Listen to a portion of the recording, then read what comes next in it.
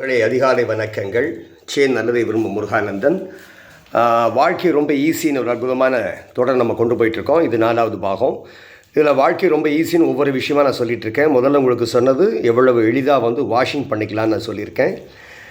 அந்த வாஷிங் பண்ணுறது மூலமாக எத்தனை பிரயோஜனம், கால்களால் நம்ம துணிகளை துவைக்கிறப்போ எவ்வளவு நமக்கு நல்லது விளையுது அப்படின்னு நம்ம பேசியிருந்தோம்